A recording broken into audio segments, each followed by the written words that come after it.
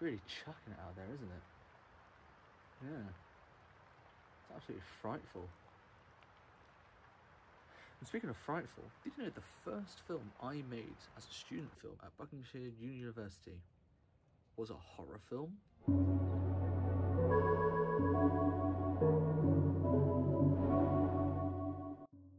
Yes, unfortunately, that is the introduction to today's video, which, if I've done this right, will be a spooky Halloween special. If I've done this wrong. Now, before we get into the actual video itself, I would like to mention today very clearly we are talking about Wycombe Whispers, a film that I have already put up to my YouTube channel. I put it up sometime last year, I don't remember when, and it's done actually surprisingly well, a little bit too well. It actually kind of annoys me a little bit, mainly because it's somehow more popular than Defector Detective 3, a film I am infinitely more proud of. Now, before we actually go into the film itself, I just want to talk to you about how we got to making it, how we actually got to the stage where we thought this is going to be the production. So, it all started kind of a month after I had just joined university. Now, hadn't actually made a film before. Technically I did make one back in early 2021, but I would hardly count that as a film, and more I took a camera and just filmed myself walking around the woods, which I don't really think counts. But we had had no real training, we had not really been taught how to use a camera, and all of a sudden our teacher comes up to us and he says, here's a camera, you guys are going to make a film based on suspense. Now, the original thing I recorded was way too long, so I'm recording something now very quickly just to go over what I was talking about, but make it infinitely quicker. So, we were originally split into two groups of three. My group was quite lazy and didn't really do anything for their production, whilst Keena's group kind of had a steadfast, get on with it attitude. Now, the story we had proposed was that we were going to do a thriller where someone has killed someone, and the film is then about these teenagers trying to find out who did it. The other guy's group was more of a Ouija board setting. Now, when we started presenting these ideas to Jim, he didn't really like it, so he said, do you guys want to make one film together? The other group protested. However, I knew that my group wasn't really pulling their weight, so I thought, how about we all just do it together and complain about it later, which led to a messy kind of mishmash of ideas. And because we had no proper training in editing, sound, filming, or anything like that, it made it absolute hell. Now, I could expand more on this, but I've been talking for so long, so I thought, slam it in now and just get you into the video as soon as possible, because it's already long enough. So without further ado, welcome to the analysis, and thank you so much for watching. Oh,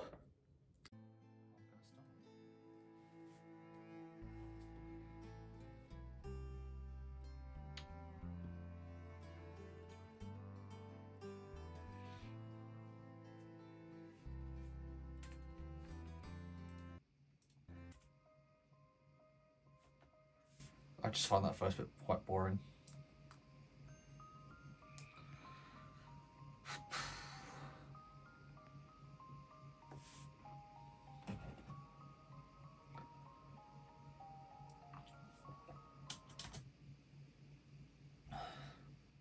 Now I'm going to stop it there. So this is where Keena's almost obsession with filming at 4 AM began. Granted, it has a lot of benefits, a lot of pros. When you're filming at 4 AM, there's almost no one around, so you don't have to worry about anyone, you know, getting into frame that doesn't need to be there, or just being a general nuisance. You can very easily just get on with it.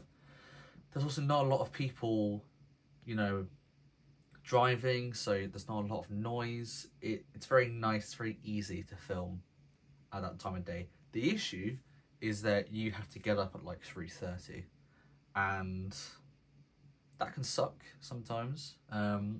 If you're a very early sleeper, which I'm not, it's quite easy. If you go to bed at like 12, then you kind of get 3 hours sleep, or you just don't sleep at all until the next night. But we did this for Night to Remember, and this is the first time we ever did it. The annoying thing about this was that the person doing all of our cinematography didn't actually show up for the filming. So we all had cameras and we all had the kit and we all had the stuff. It's just we weren't taught or really knew how to do any of this stuff. And as you can very clearly tell, we were only given cameras, we weren't given lighting equipment, and we weren't given boom mics or anything like that. So not only, I've turned it down already, the sound quality is abysmal,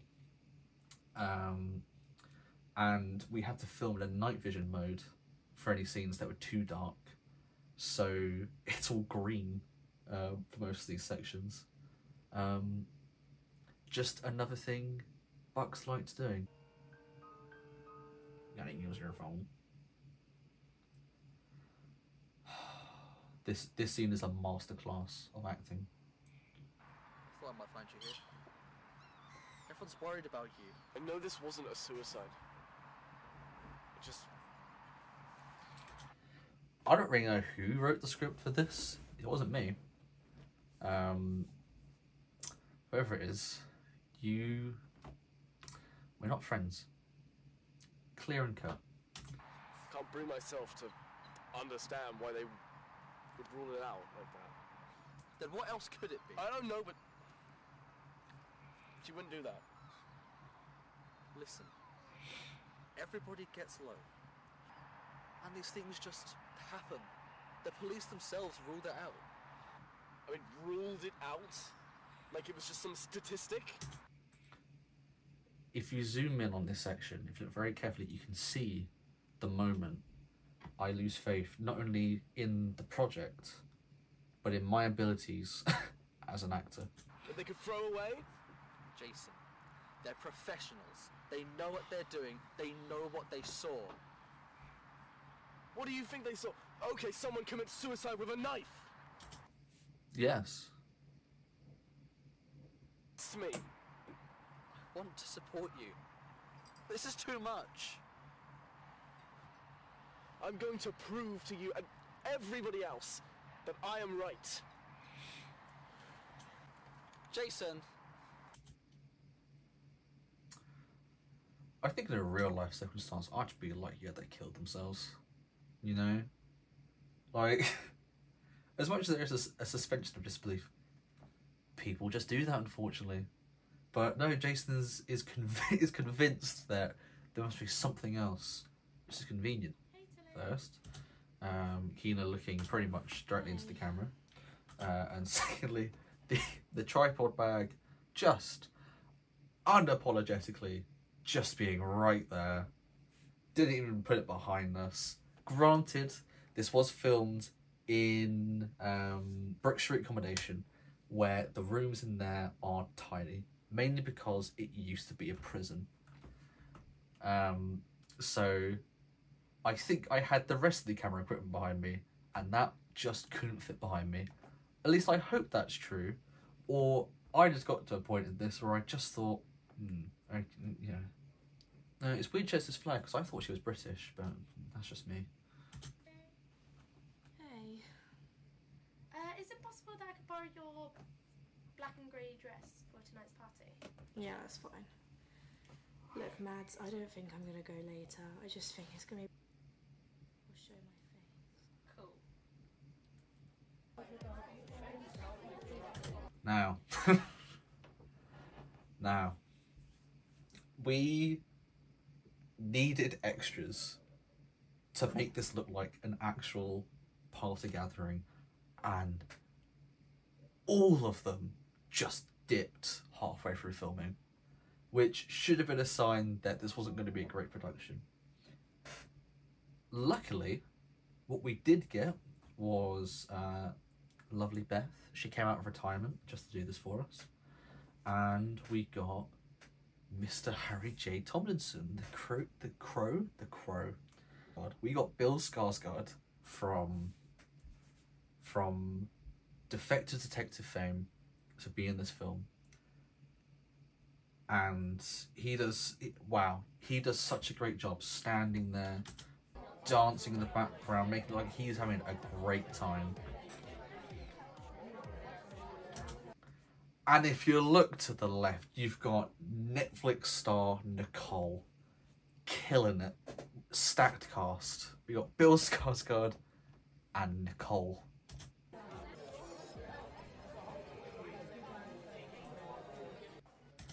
And now transition to a completely different student accommodation. My student accommodation. You're now going to have an inside peek of where I lived for a year. Oh, and there it is, the peak of male loneliness. You got the Doritos on the side, the one chopping board, and the drawer of food, which was filled exclusively with protein bars, rice, and cans of beans.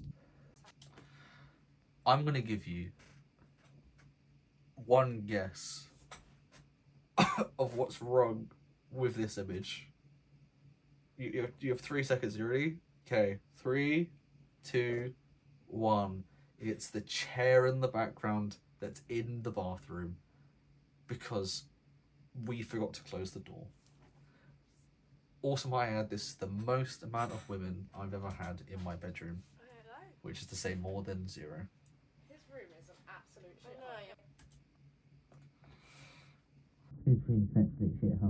That's where you're shit in the corner, don't forget. Also, Keenan's a Catholic and I am a Protestant Christian. We both hated the idea of using an actual Ouija board.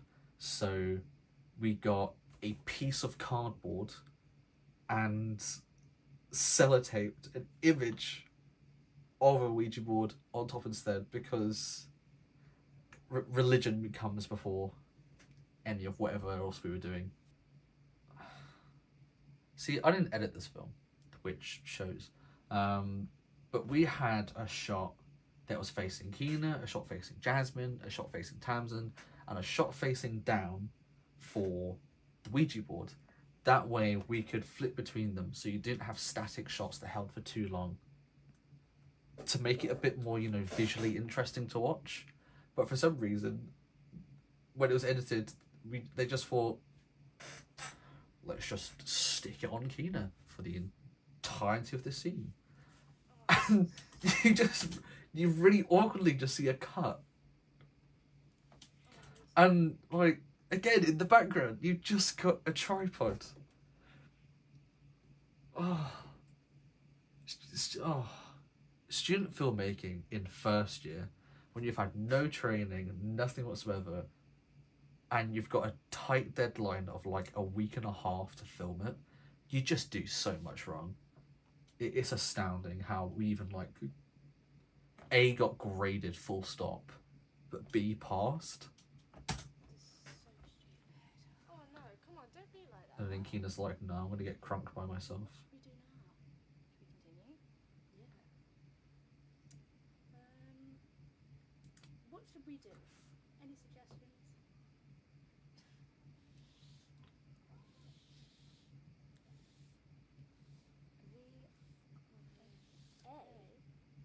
That spells out my name. What the fuck? Does it? I generally forgot all their names. Goodbye. Olivia. Goodbye. What is... You're moving this. Oh, I just want to make a good film for once in my life. I made DD3 after this. Disassociating, she's got that ADD shirt. Maddie. Not the £2 knife I got from Tesco. No, that could do some serious damage. Hot.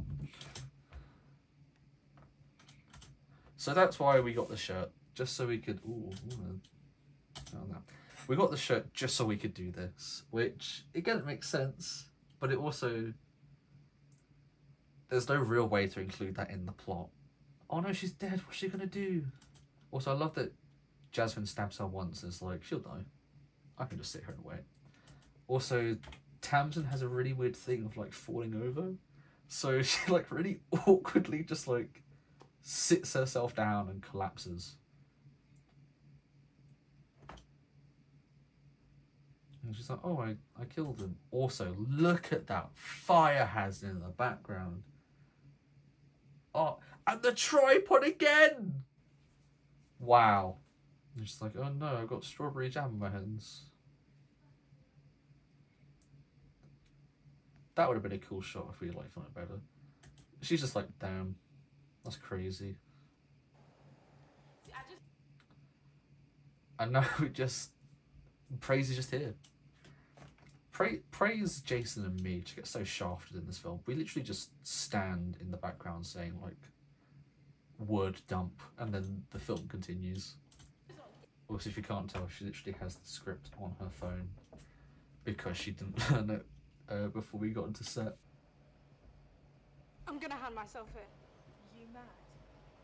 I killed someone. I killed my best friend. Shh. Joseph and Simone are over there. They'll hear you. I don't care. She's saying that so loudly. We're literally this far apart.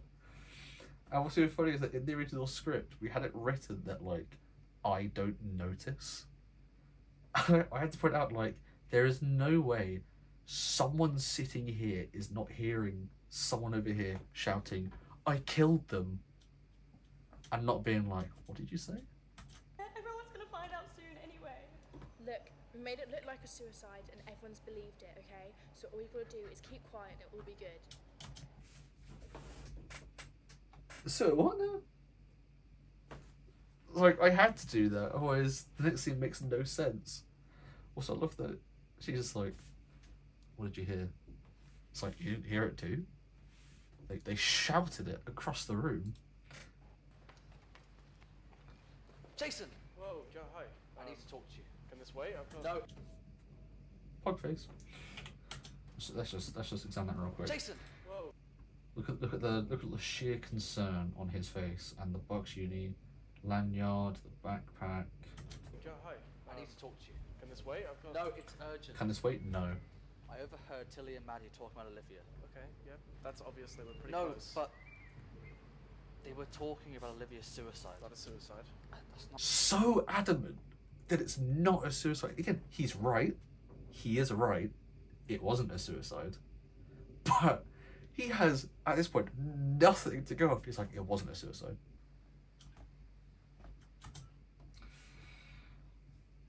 Rule number 1. If you are filming with a Sony PTX, unless absolutely necessary, do not film a handheld shot. Especially when you have these shaky hands. What do you know? I don't know anything. Maddie was the last one with her. Tilly? So whilst we obviously wanted it to be quite hands-on, aggressive, we didn't want to hurt Keena. But the amount of time she got slammed into that thing. Eventually, the last take we did, we had to stop afterwards because she was so aggressively pushed into it. It actually splintered the glass, and we were like, we've got to leave because if we do it again, we're breaking it, and I'm not paying for that. A minute and 20 seconds left. We're almost done. We're almost done. The shot's also in my bathroom. I know it was you over this door! We were supposed to base some of this off suspense, especially from American Psycho. So I wanted to include a shot that felt reminiscent of Psycho. So I thought, what's a really iconic Psycho scene? And I thought, how about the iconic Psycho scene? Which is the blood going into the shower. Which, you know, pretty much everyone knows this now, is actually just chocolate syrup. Ours was not chocolate syrup, clearly. If your chocolate syrup is red, it has A, gone off, or B, I'm not really sure what's worse than it going off and turning that colour. So I thought the last shot of the film should at least be reminiscent of that. So what I basically did is I told Jasmine to wash her hands whilst I recorded a close-up shot. Well, in this case it's extreme close-up. And I basically I had a cup of red food colouring mixed with loads of water and a bit of sugar, so it was a bit kind of gloopy. And every now and then I just poured it on top of her hands, so she just had to stand there like this for like a good minute or two before I was just like, yeah, get that in there. But I think of all things, this shot looks really cool. Little did I know, asking her to do that would stain my mirror all the way up until I moved out of that room. 20 minutes down.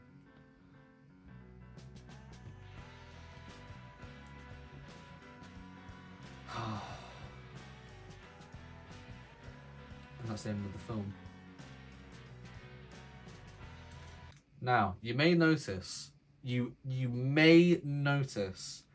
it says director for me and Keenan. We tried our best. What's more noticeable is it says sound editor. Sound editor really wasn't my job. I pretty much turned up and helped record the knocking sound effect and put in 2 tracks. I didn't alter the music, I didn't alter the sounds of anything, I didn't put anything in really. So calling me a sound editor was brave. Screenplay script writer, so if you think the story's bad, blame it on Tamsin.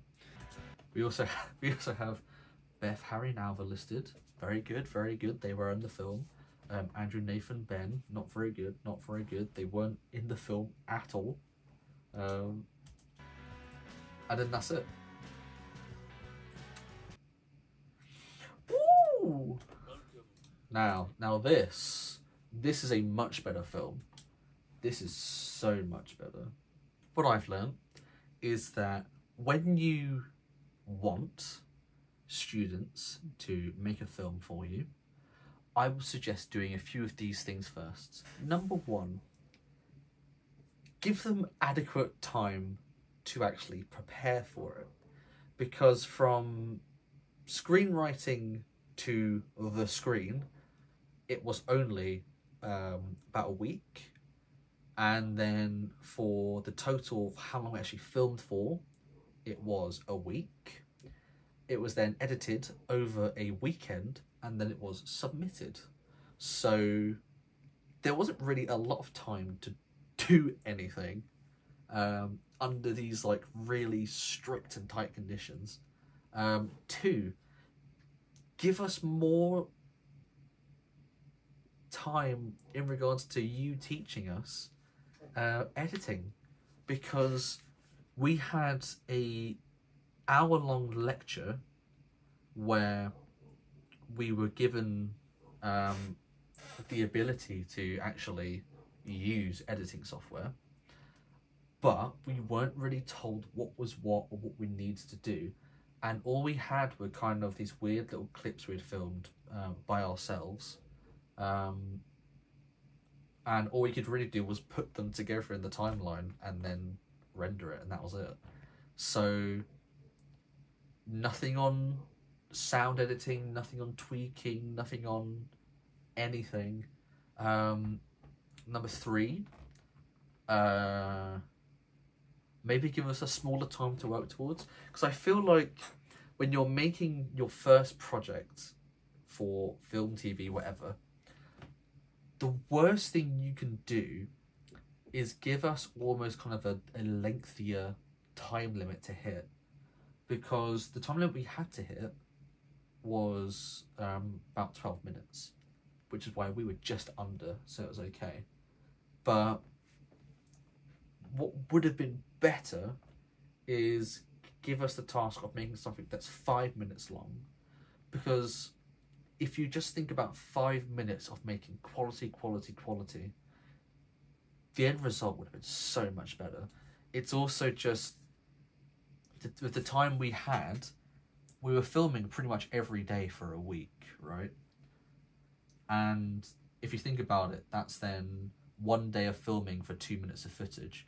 But if we did a day of filming for like 1 minute of footage, then it would have been really good, because we have that time to keep going over it, keep enhancing the shot, keep changing things, keep working, keep playing with it, which we just didn't do. And again, this wasn't my first student film I made. I made a student film back in college, but I would hardly call that a student film, because all I really did was took my phone camera and recorded myself running around in the woods for about 2 hours over the course of like 2 weeks, and then my friend Benjamin edited it. So whilst it was a film, it wasn't a good one, and there was nothing that really went into it. So that was my first proper short film, but that was it. So I hope you guys have a very nice Halloween. Thank you very much for stopping by and watching. Now, if you don't mind me, I'm going to watch a film that is scary. So, she says it's not quite fucking appalling. Scarily bad.